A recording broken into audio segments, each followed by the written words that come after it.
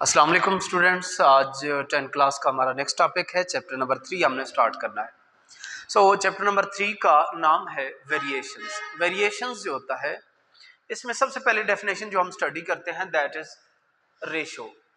Ratio actually the relation between two quantities is called ratio. मतलब दो quantities हैं उनके दरमियान किस तरह का रिलेशन है that is called a ratio. Next में हमारे पास रेशो की जो नोटेशन होती है वो ये होती है ए रेशो बी, या फिर आप इसको यूं लिख सकते हैं ए डिवाइडेड बाय बी की फॉर्म में। तो नेक्स्ट डेफिनेशन हमारी प्रोपोर्शन की। What is proportion actually.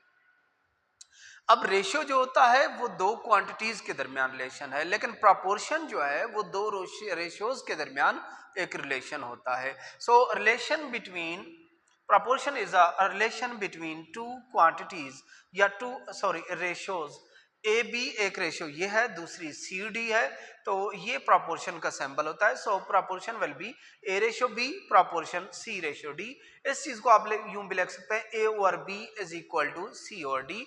और याद रखिएगा हमेशा प्रोपोर्शन के अंदर product of mean is always equal to product of extreme. Means के यहां पर प्रोडक्ट ऑफ मीन करें तो वो B C will be equal to A D. अगर इसको क्रॉस मल्टीप्लाई करें तब भी सेम आएगा, B C is equal to A D. तो इसलिए हम एक रूल बना लेते हैं प्रोपोर्शन के लिए, that is product of mean is equal to product of extreme. Okay. Next है कि प्रोपोर्शन की टाइप्स कितनी होती हैं। अब डेली लाइफ में देखिए बहुत सारे प्रॉब्लम्स ऐसे होते हैं जिनमें दो क्वांटिटीज के दरमियान ऐसा रिलेशन होता है जिसमें एक क्वांटिटी के बढ़ने से दूसरी बढ़ रही होती है, या एक क्वांटिटी के कम होने से दूसरी क्वांटिटी कम हो रही होती है। तो एक ऐसा प्रोपोर्शन जिसमें दोनों वैल्यूज सेम रेशियो के साथ या बढ़े या कम हो जाएं उसे बोलते हैं डायरेक्ट प्रोपोर्शन। मीन दोनों क्वांटिटीज की डायरेक्शन सेम होनी चाहिए, या दोनों बढ़े या दोनों कम हो जाएं। मीन्स कि एक के बढ़ने से दूसरी भी बढ़ जाए या एक के कम होने से दूसरी भी कम हो जाए। तो ऐसी दो क्वांटिटीज का जो रिलेशन होता है that is called direct proportion या direct relation. Okay. Direct variation भी इसको बोला जाता है। नेक्स्ट हमारे पास इनवर्स प्रोपोर्शन क्या होता है। अब वर्ड से ही पता चल रहा है इनवर्स प्रोपोर्शन दो क्वांटिटीज के दरमियान ऐसा रिलेशन होता है, दो रेशियोज के दरमियान ऐसा रिलेशन होता है जिसमें एक क्वांटिटी बढ़े तो दूसरी कम हो जाए, या फिर एक कम हो जाए तो दूसरी बढ़ जाए। फॉर एग्जांपल कि एक बिल्डिंग को पेंट करने के लिए हम जो है ना लेबर की टीम लगाते हैं। अगर 5 बंदे लगाते हैं तो वो 15 दिन लगाते हैं। अगर हम बंदे बढ़ा दें तो दिन कम लगेंगे। ठीक है। नंबर ऑफ डेज और नंबर ऑफ लेबर्स के दरमियान ये जो रेशियो है दैट इज कॉल्ड इनडायरेक्ट या फिर इनवर्स प्रोपोर्शन भी इसको बोला जाता है। तो अगर डायरेक्ट प्रोपोर्शन है तो उसकी नोटेशन ये होती है x is directly proportional to y, और जब डायरेक्टली का साइन रिमूव करते हैं इसे इक्वेशन में चेंज करते हैं, so x is equal to k where k is proportionality constant and y, और y को इधर लेके आए तो x divided by y is equal to k। तो हम कह सकते हैं कि डायरेक्ट प्रोपोर्शन जो होता है उसमें दो रेशियोज का कांस्टेंट होना लाजमी होता है। ओके। दो क्वांटिटीज के दरमियान जो रिलेशन बन रहा है, जो रेशियो बन रही है वो कांस्टेंट होगी। और इनवर्स में क्या होगा, दो क्वांटिटीज इनवर्स में होंगी तो it means x is inversely proportional to y। अगर ये रेसिप्रोकल की फॉर्म में नहीं है तो इट मींस वो डायरेक्टली का सिंबल है। अगर ये रेसिप्रोकल की फॉर्म में है इसका मतलब ये दोनों क्वांटिटीज x एंड y जो भी हैं वो दोनों आपस में इनवर्स रिलेशन रखती हैं। x is equal to k as it is. Directly की जगह पर k लगाया, 1 और y यहाँ पे डिवाइड हो रहा था, इस साइड पे आकर मल्टीप्लाई हो गया, so x y is equal to k आ गया। इसके बाद हम एक्सरसाइज स्टार्ट करते हैं। एक्सरसाइज 3.1 क्वेश्चन नंबर 1 की स्टेटमेंट है which is the greatest ratio. Greater ratio इनमें से कौन सी है। एक रेशियो ये है और एक ये। तो बेटे देखिए 4-5 क्लासेस के अंदर जब आप दो फ्रैक्शन वाली वैल्यूज का कंपैरिजन करते थे कि कौन सी बड़ी है और कौन सी छोटी है, तो उस वक्त हम एक सिंपल स्टेप करते हैं कि डिनोमिनेटर एक जैसे बनाते हैं दोनों वैल्यूज के।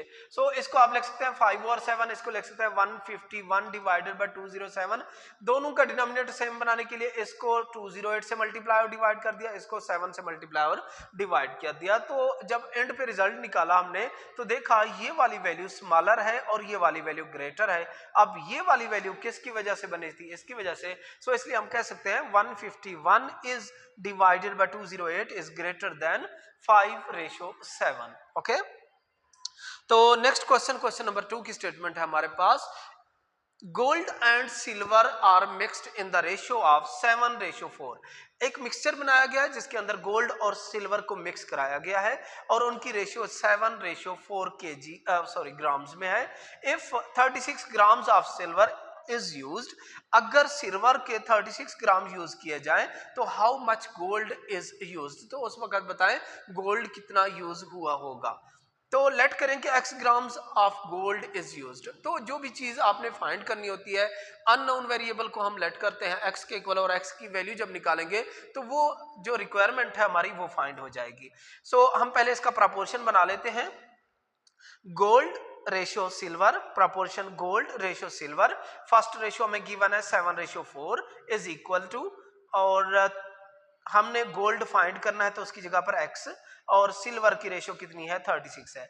अभी हमने देखा था कि आप इनको फ्रैक्शन की फॉर्म में लिख सकते हैं, क्योंकि प्रोपोर्शन के अंदर आप लिख सकते हैं a और b is equal to c और d, तो इनको फ्रैक्शन की फॉर्म में लिखा, क्रॉस मल्टीप्लाई किया, 4 multiply by x is 4x, 7 multiply by 36 is equal to 252, 4 उधर जाकर डिवाइड कर दिया, सो x का आंसर आ गया 36 ग्राम्स। ओके, नेक्स्ट क्वेश्चन है लास्ट क्वेश्चन नंबर 3, इसका next question, divide the annual profit of 40,000 of a factory among 3 partners in the ratio of 5:8:12। कहता है कि 3 बंधु ने बिजनेस स्टार्ट किया फैक्ट्री का और उन्हें प्रॉफिट मिला 40,000 का, लेकिन उन्होंने जो इन्वेस्टमेंट की हुई थी वो इस रेशियो से थी 5:8:12 से। तो बताएं हर एक को प्रॉफिट में से कितना हिस्सा मिलेगा। तो पहले हम सम ऑफ रेशियोज कर लेते हैं, 8 + 12 + 5 is equal to 25, total profit is 40,000, so profit of first partner will be equal to total profit divided by sum of ratio multiply by ratio of first partner, that is 5। Okay, इसको इस पे divide करके 5 से multiply करेंगे तो 8,000 आ जाएगा।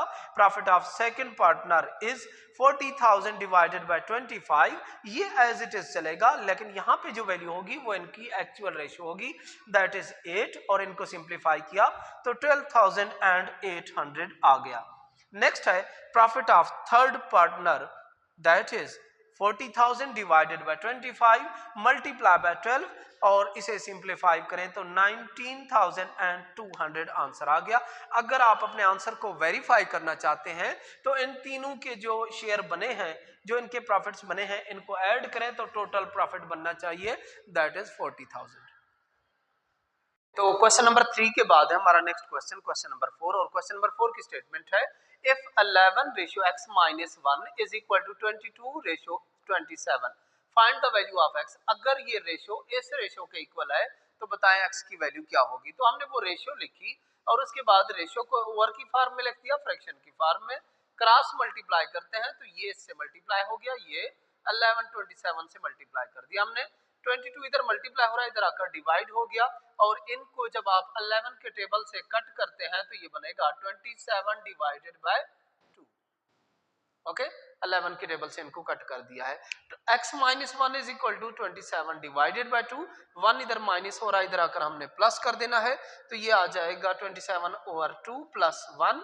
सो LCM लिया तो 2 से इसके डिनोमिनेटर में क्योंकि 1 है, 2 is LCM, 2 1s are 2 and 27 1s are 27, so answer आ गया x is equal to 29 divided by 2। Question number 4 के बाद क्वेश्चन नंबर 5। अब जो क्वेश्चन 5 है इससे रिलेटेड आपकी आगे दो एक्सरसाइजेज सेम इसी तरह से सॉल्व होंगी, 3.3 और 3.5 जो है। क्वेश्चन नंबर 5 की स्टेटमेंट है, there is a direct variation between X square and Y, के एक्स स्क्वायर और वाई के दरमियान डायरेक्ट रिलेशन है, डायरेक्ट वेरिएशन है। डायरेक्ट वेरिएशन को हम ऐसे शो करते हैं। नेक्स्ट है, when x is equal to 7 and y is equal to 49, जब x की वैल्यू यहाँ पर 7 पुट करते हैं तो y की वैल्यू 49 बन जाती है। तो ये दो पार्ट्स आपने इसके बाद सॉल्व करने हैं। एक बात याद रखिएगा, इस तरह के जितने भी आपको क्वेश्चंस देखने को मिले उनमें ये जो दो फर्स्ट वाली वैल्यूज होती हैं ये एक्चुअली k फाइंड करवाने के लिए हम यूज करते हैं कि उसमें से प्रोपोर्शनैलिटी कांस्टेंट जो है उसकी वैल्यू क्या आएगी। अब देखिए x square is directly to y, x square is equal to ky। जब डायरेक्टली का साइन रिमूव किया तो यहाँ पे k आ गया। अब यहाँ पे वो दो वैल्यूज पुट करते हैं, x की जगह पर 7 और y की जगह पर 49। 7 पुट कर दिया इसमें और इधर 49, इसको उधर जाकर डिवाइड किया तो k की वैल्यू 1 आ गई है। अब जो भी पार्ट सॉल्व करना पड़ेगा हम इसी इक्वेशन को पिक करेंगे और इसमें k की वैल्यू 1 पुट करेंगे और आगे कुछ इंफॉर्मेशन हमें गिवन होगी। इसका पहला पार्ट है y फाइंड करें when x is equal to 9। y find करना है और x की वैल्यू 9 है, तो हम इस इक्वेशन को पिक करते हैं। ये इक्वेशन 1, इसमें k की वैल्यू 1 है और इसी पार्ट के अंदर देखें x की वैल्यू कितनी गिवन है 9, k 1 और x 9 पुट करते हैं तो 9 का square is equal to k की जगह पर 1 और y की एज इट इज, तो 9 का स्क्वायर इज इक्वल टू 81 आ जाएगा। सेम सेकंड पार्ट है हमारे पास, x की वैल्यू फाइंड करनी है, y की वैल्यू 100 है।